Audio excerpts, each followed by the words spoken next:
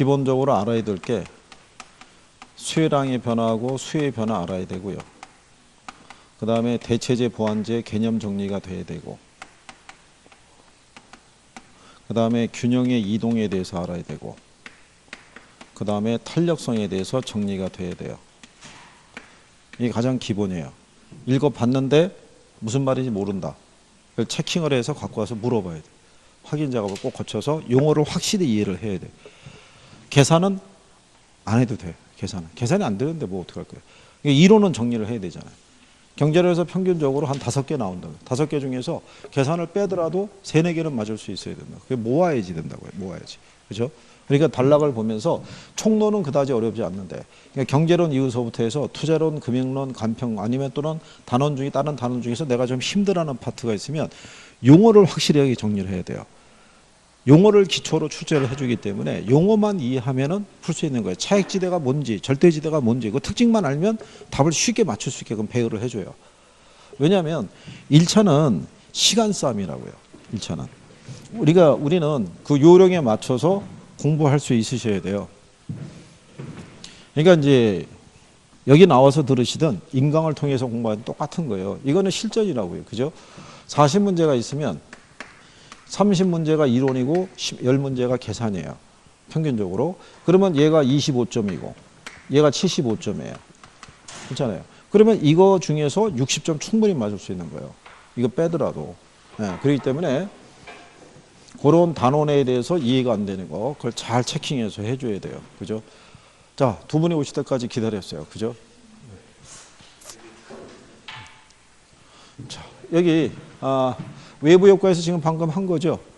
여기서 정의 외부 효과가 있고 무슨 효과가 있었어요? 여기는 과대 생산돼요, 과소 생산돼요. 좋은 건 항상 부족해. 여기 과소. 여기는 과대 생산되죠. 얘는 수요 곡선이 우측으로 가죠. 얘는 공급 곡선이 어느 쪽으로? 좌측으로. 그죠? 예. 그래서 그런 기본적인 내용 정도는 알아두시면 되겠고. 자, 공공재라고 있어요. 공공재는 일반 사적재하고는 성격이 틀린 거를 공공재라고 그래요. 그래서 얘는 일반 사적재와는 달리 이런 성격을 갖고 있어요. 비경합성과 비배제성의 성질을 갖고 있어요. 그죠? 그러니까 비경합성이라는 것은요, 공공재가 시장에 공급이 되면 이게 가능한 거예요. 공동 소비가. 그렇죠? 우리가 대표적인 이 국가 공공재이자 순수 공공재로서 대표적인 게 뭐냐면 국방이라든가 치안 서비스를 얘기를 해요. 이 서비스가 제공이 되면 이거를 우리가 서비스를 얻기 위해서 다른 사람과 경쟁할 필요가 있어요, 없어요? 경쟁할 필요가 없죠. 그렇잖아요. 누구나 이 서비스는 다 제공을 받는 거겠죠. 근데 이 비배제성이 있죠. 이 비배제성으로 인해서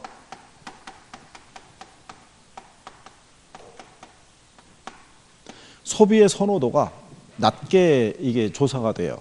왜 그러냐면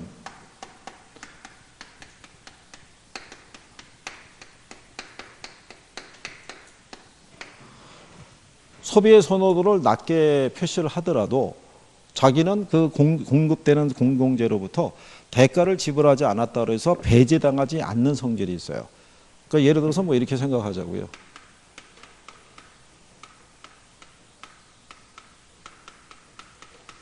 학원인데 에어컨이 없어요. 그럼 여름에 덥겠죠. 그렇잖아요. 근데 에어컨을 설치하려고 그러면 100만 원, 한 200만 원 들어간다고 치자고요. 200만 원이 들어가는데 학생이 몇 명이냐면 10명이 있어요. 그러면 여기 학원에서 제한을 해요. 자, 우리가 100만 원을 내고 학생분들이 1인당 얼마씩 내서 100만 원, 10만 원씩 내서 그래서 하나 설치. 그냥 얘기하는 거야. 뭐 내라고 그러겠어? 왜 표정을 가? 뭐 하고 여기 걸려 있는데 뭐 이해를 시켜주기 위해서 하는 거지. 뭐를 그걸 김총학에 10만 원 내라고 그러겠어? 내라고 그러면 돼? 여기 20만 원씩 내라고 그러는데 문제는 이 안에 수강생 10명 중에서 4사람은 더위를 무척 타는 사람이에요. 에어컨이 없으면 못해요. 근데 나머지 사람도 여름에는 에어컨이 있는 게 좋잖아요. 좋은데 나머지 사람들은 이거 우리 못 내겠다는 거죠. 왜 못 내냐면 나는 여름에 강한 체질이어가지고 에어컨이 없어도 한여름 잘 지낼 수 있는 그런 체질을 타고났기 때문에 에어컨 없어도 돼요. 이렇게 얘기하는 거예요. 그러면 학원 입장에서는 그렇잖아요. 이게 서로 좀 분담을 해서 설치했으면 좋겠는데 거부하는 사람이 6명이 있잖아요. 이 사람들에게 물어보면 에어컨 필요 없대요. 이 사람들만 에어컨이 필요하대요. 그러면 조사를 해보면 선호도가 낮게 나오잖아요. 그렇다고 설치는 안 할 수가 없고 그럼 결국 어떻게 하겠어요? 이 사람들이 25만 원씩 내는 거예요.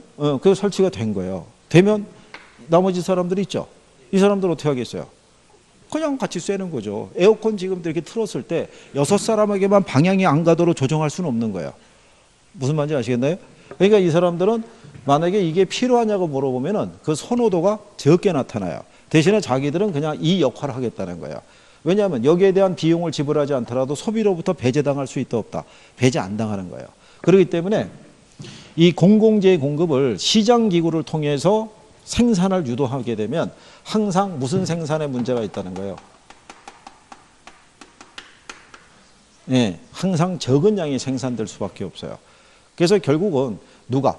정부가 세금 등을 걷어가지고 그냥 일시에 공급을 해주는 거예요. 일시에.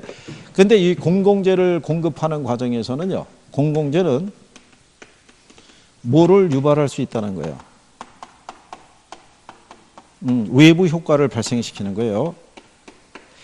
공공재가 공급이 되면요, 긍정적인 효과도 줄 수 있고 부정적인 효과도 줄 수 있어요, 없어요? 네, 부정적인 효과도 줄 수 있는 거예요. 만약에 교통의 편의를 개선하기 위해서 도로를 만드는 과정에서 산 허리를 잘라서 들어갈 수도 있겠죠. 그러면 자연경관이라든가 생태계가 파괴되는 문제가 있을 수도 있는 거예요.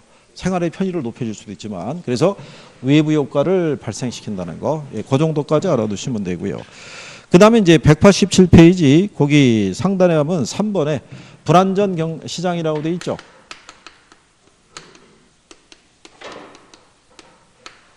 이게 이제 독점 등에서 나타나는 문제다라고 생각하시면 돼요. 독점이라는 건 생산자가 몇 사람이라는 거예요. 한 사람이라는 얘기죠. 그러면 독점 상태에서는요, 자기 어떤 독점적인 이윤을 극대화하기 위해서 생산량을 감소시키면서 가격을 완전 경쟁 시장의 경우보다 높게 형성한다 이렇게 해놨죠. 나중에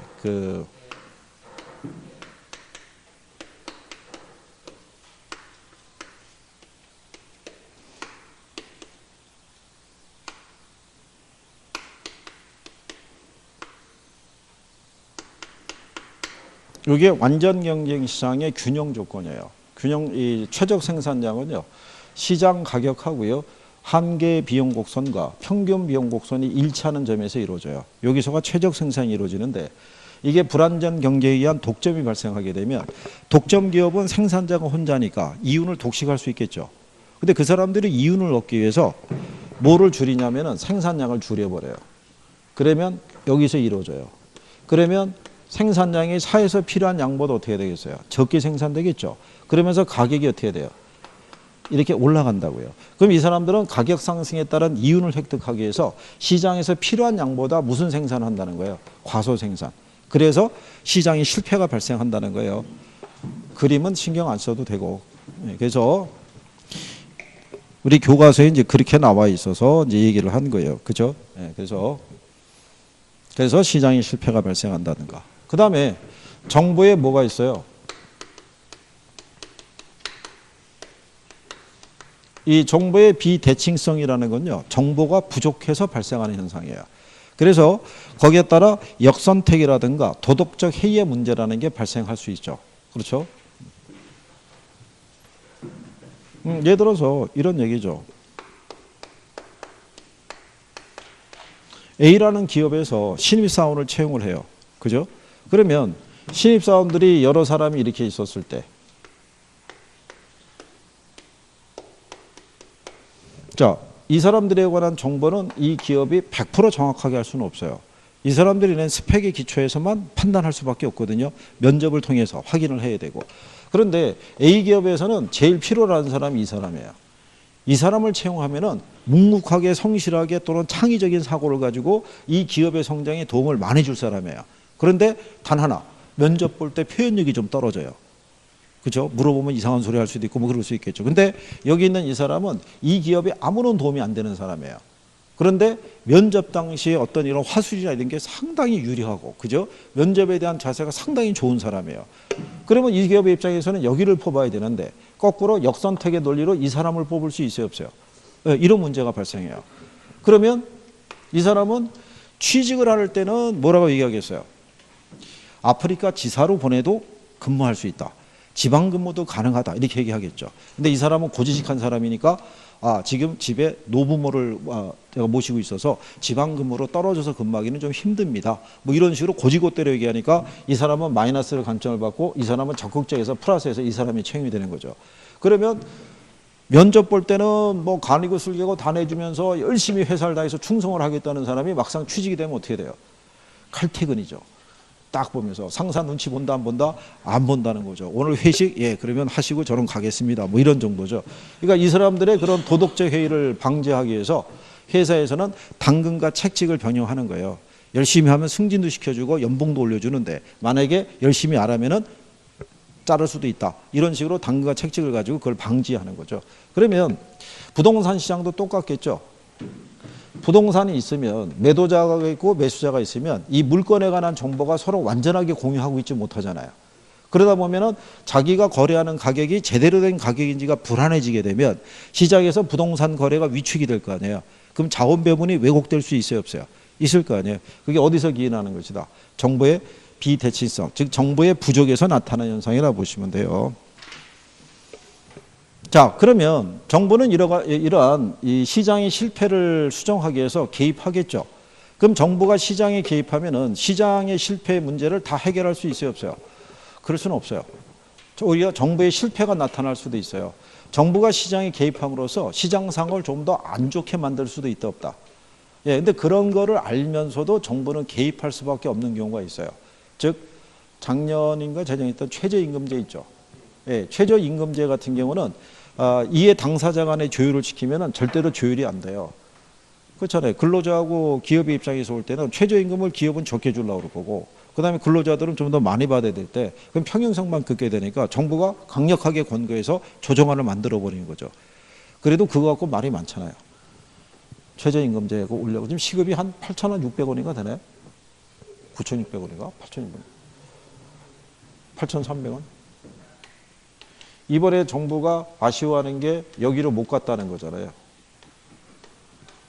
시간당 10,000원으로. 근데 이게 10,000원 해가지고 하루에 8시간 근무한다 싶으면은 80,000원이잖아요. 그렇잖아요. 20일 근무하면은 160이에요. 그렇잖아요. 뭐 예를 들어서 25일까지 근무하게 되면 거의 한 180 수준이 된다고 볼 수가 있겠는데 솔직히 180을 받아가지고 현재 우리나라 물가나 이걸 가지고 생활이 되겠냐고요. 최소한의 생활도 안 된다고요. 이게. 그렇다고 해서 미래가 보장이 되는 것도 아니잖아요. 이게 아르바이트 하게 되면 이걸 경력으로도 인정도 안 해주잖아요. 그죠? 물론 여기 뭐 CF 봤더니 뭐 리스펙트 뭐 이런 거 나오는데 세상은 그렇지는 않다는 얘기죠. 그러니까 이게 약간의 고통 분담 이런 거죠. 물론 이제 소규모 자영업 하는 분들은 저게 부담이 될 수 있죠. 저게. 근데 이제 대기업이라든가 조금 규모가 큰 데에서는 오너들의 어떤 이제 이익을 좀 줄인다 그러면 저게 충분히 가능한 수치가 되는데 부정적인 것만 부각을 하니까 그렇다는 얘기죠. 어쨌든 간에. 그러니까 지금은 하여간 뭐 젊은 친구들의 입장에서 보면 취직하기 쉽지 않다는 얘기죠. 그러니까 이 자기라도 취득한다 그러면 김총각이나 이천혜 같은 경우는 영어도 부지런해야 돼요. 영어 부지런해서 이게 구사가 될 수 있을 정도로. 이거 남은 뭐 졸업할 때까지 저기 이런 거 이거 자격증 따놓고 영어만 부지런히 열심히 하면은 나중에 틀림없이 기회가 주어진다고.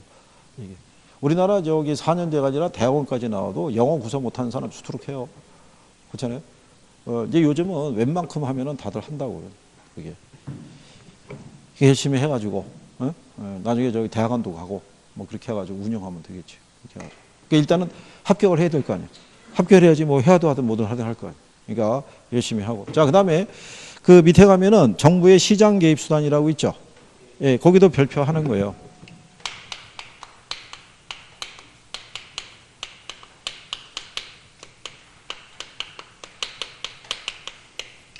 자, 정부는 시장에 직접 개입할 수도 있어요.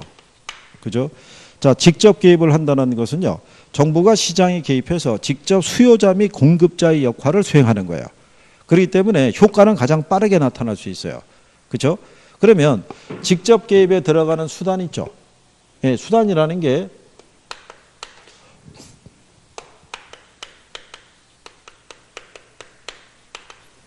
이게 이제 공공토지 비축 제도라고 그래요.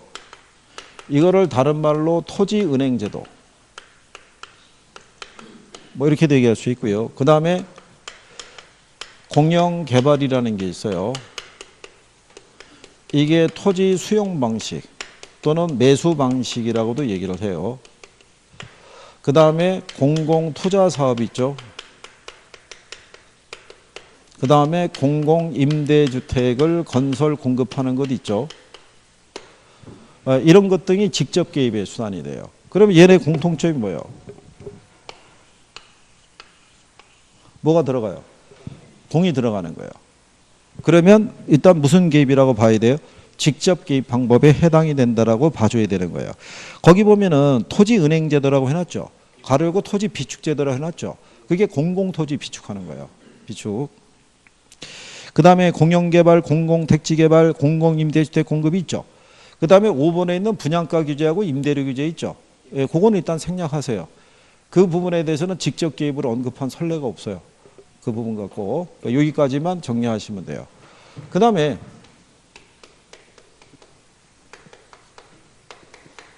간접 개입하는 방법이 있죠. 이거는 정부가 시장에 개입하는 게 아니고요. 시장 참여자들의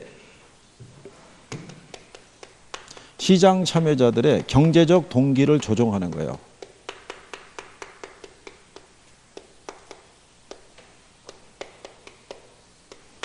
자, 우리가 부동산 시장에 들어와서 투자를 하든 투기를 하든 간에 목적은 어디 있겠어요? 이윤을 얻기 위해서 들어올 거 아니에요. 근데 만약에 그 이윤이라는 게 줄어들게 되면 굳이 들어와서 부동산 거래를 하거나 할 이유가 없겠죠. 그런 식으로 규제하는 거예요. 그러면 여기에 들어가는 게 뭐가 있냐면 각종 부담금을 부과할 때요. 거기에 들어가는 게 뭐가 있냐면 그 재건축 초과이익 환수제라고 해서요. 그거를 부과하는 방법이 있고요. 그 다음에 개발 부담금이 있죠.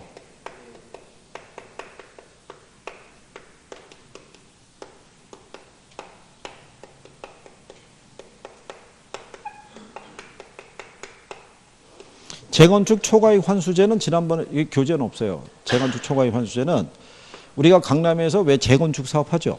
공동주택을 중심으로 재건축 사업을 통해서 조합원이 얻는 이익이 3천만 원을 초과하게 되면 초과되는 이익의 50%를 정부가 부담금으로 부과해서 환수해가는 방법이에요. 그래서 지금 이 강남의 재건축 경기가 지금 위축되어 있는 거예요. 지금 그 재건축에 따른 부담금이 많이 나온 데는 1억 3천 이상 나왔다는 거예요. 가구당. 근데 그 현금으로 내야 되잖아요. 근데 나중에 그 재건축하고 아파트를 다시 분양을 받더라도 그거는 물건이지 현금이 아니잖아요. 그러니까 부담이 커지기 때문에 지금 좀 위축이 되어 있는 거예요. 그래서 각종 부담금을 부과하는 방법이 있고요. 그 다음에 각종 세금이 있죠. 취득세라든가 아니면은 종부세 아시죠? 종합부동산세. 예, 이런 거를 부과하거나 아니면은 대부 비율이 있죠. 이런 거를 조정하거나, 그죠? 그러니까 주로 돈의 견론관된 애들이 다 무슨 개입이다?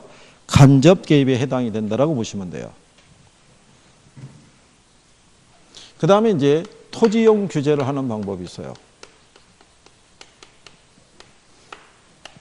토지용 규제라는 건요, 시장 기구에서의 토지 이용을 사회적으로 봤을 때 바람직한 방향으로 유도하는 거예요. 이때 쓰는 방법이 뭐가 있냐면 지역지구제, 건축규제 또는 각종 인허가,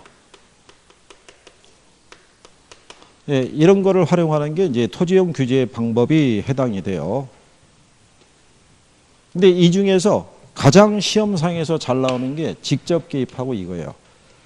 이거 구별할 수 있느냐. 그렇죠? 그래서 여러분들이 그 하단에 가면 예제 나와 있죠. 예, 예제 보시면 뭐라고 해놨냐면 3번 지문에 주택에 대한 금융지원 정책은 정부의 직접적 시장 개입 수단이라고 해놨잖아요. 금융에 관련된 거는 다 무슨 개입이다? 다 간접 개입이에요. 간접 개입. 여기 있는 이런 대부비를 조정해 주는 것도 있죠. 예, 이런 것도 이제 금융 지원에 대한 부분에 포함이 다 되는 거죠. 올리느냐 내리느냐 이런 거. 예. 그리고 이제 앞 페이지로 돌아오시면 거기 189쪽에 가면 참고란에 토지은행 제도라고 있죠. 예. 이게 이제 원래 토지 정책 수단에 들어가는 건데 우리 교재 여기 있으니까 용어상에서 그냥 정리해 드릴게요. 토지은행 제도 또는 공공토지 비축 제도인 거예요. 이거는 정부가 미리 토지 가격이 저렴할 때 사서 비축했다가 나중에 토지 수요가 증가할 때 비축된 토지를 활용하는 방법을 얘기를 해요. 그러니까 예를 들어서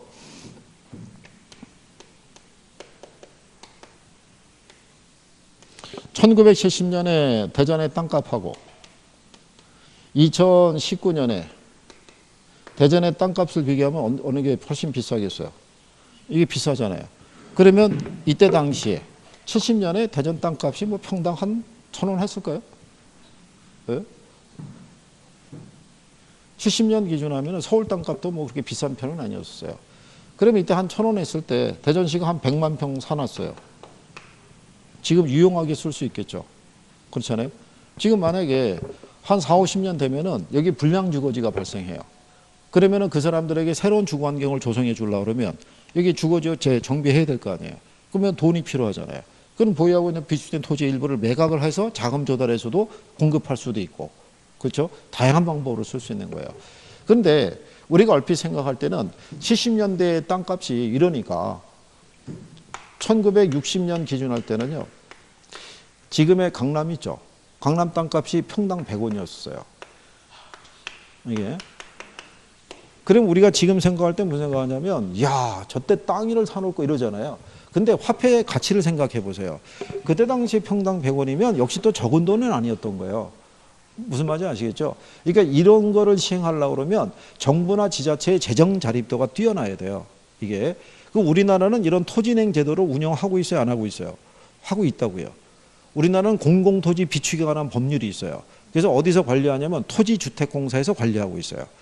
거기에 별도로 토지은행 계정을 만들어서 별도로 관리하는 거예요. 그러니까 토지은행 계정이라는 거는 토지주택공사에서만 사용하도록 되어 있어요. 이게 최근에 여러분 시험에 나온 게 거기 28에 나왔다고 해놨죠. 예, 28회 때 뭐라고 그러냐면 우리나라에서는 비축된 공공토지를 지방자치단체별로 관리하기 때문에 효율적인 관리가 할 수 있다 뭐 이렇게 틀리게 준 거예요. 비축된 토지는 다 어디서만 관리하는 거예요? 예, 토지주택공사에서만 관리하도록 되어 있는 거예요. 그 다음에 이 제도상에서 보게 되면요. 의의가 이렇고요. 그럼 여러분들이 가만히 보시면 장점이 있고 뭐가 있으면 이거를 외우는 게 아니라 제목에서 설명하는 거예요. 그러면 이 비축하는 주체가 누가 돼요? 공적인 주체가 비축하잖아요. 그러면 당연히 비축한 토지를 효율적이고 계획적으로 이용이 가능할 거 아니에요. 그렇죠? 미리 토지를 사서 비축했으니까 개발 이익도 원천적으로 환수가 돼요. 그런데 단점 중에 하나가 뭐가 되냐면 사서 비축하려고 그러면 뭐가 들어가요? 돈이 들어가죠. 그러니까 막대한 토지 매입 비용이라는 게 발생해요. 그 다음에 또 하나는 뭐가 있냐면 얘를 비축을 한 다음에 나중에 그 토지를 사용할 때까지의 기간이 장기간이에요. 그렇기 때문에 무슨 문제가 발생하냐면 관리 문제가 발생을 해요. 얘를 만약에 공공자유부 형태라고 그래요. 나대지 상태로 방치하게 되면은 그 안에 불법 주거지라든가 아니면은 포장마차촌이 영업을 할 수 있는 거죠. 그래서 지난번에 그 예를 들어드린 거예요. 우리 그때 수원에 가면 화성 있죠, 화성. 네. 우리나라의 궁은 다 4대문으로 돼 있어요. 근데 화성 복원할 때 남문만 복원이 제일 늦어진 이유가 여기를 그냥 방치한 거죠. 그러니까 여기 20년 전서부터 포장마차가 들어서서 포장마차촌이 형성이 됐었다고요. 그러니까 나중에 이거 복원한다고 나가라고 그러면 그냥 못 나가죠. 20년 동안 점유하고 했는데. 그래서 보상 문제로 저기 늦어졌던 거예요. 그러니까 관리 문제라는 게 뒤따를 수밖에 없다라는 거예요. 그게 무슨 제도다? 토지은행 제도라는 거예요. 그러니까 여러분들이 그 내용 제목을 생각하고 내용을 한번 쭉 읽어보게 되면 큰 어려움이 없이 구별할 수 있을 거란 얘기예요. 그래서 토지은행 제도는 자주 인용이 되지는 않는데 어쨌든 제도상에서 활용을 한번 한 거니까 그렇게 정리하시면 될 거예요. 그죠? 그 다음에 이제 뒤로 넘어가시게 되면, 이 191쪽에 하면 토지 정책이라고 되어 있어요. 그래서 다음 시간에 여기서부터 이어서 하시는 걸로. 이게 왜냐하면 또 들어가면은 여기를 다 끝내야 돼요. 끝내야 되는데 그렇지 못하니까 대신에 복습을 좀 하시고, 이게 나중에 호흡이 맞추셔가지고, 그죠? 쭉 남아갖고 식사하고 놀아서 같이 이게 쭉 공부하고 그러고 하면 얼마나 좋겠어요. 그죠? 보기도 좋고, 그렇지 않겠어요? 김성호 언제부터 남아서 공부한다고? 또 대답이 안 나오는 거 보니까 오늘도 틀렸구만. 끝나면은 독서실 같은 소리 하고 있네. 여친하고 독서실에서 만나? 안 만나지. 만날 거 아니야. 안 만나는 게 어딨어. 오늘은 안 만난다고? 참. 본인이 얘기하고도 미안하지. 열심히 좀 해. 열심히 좀. 그러니까 한 주 저기 복습 좀 하시고, 그렇죠? 예, 4월에 뵙도록 하겠습니다. 고생하셨습니다. 수고하셨습니다.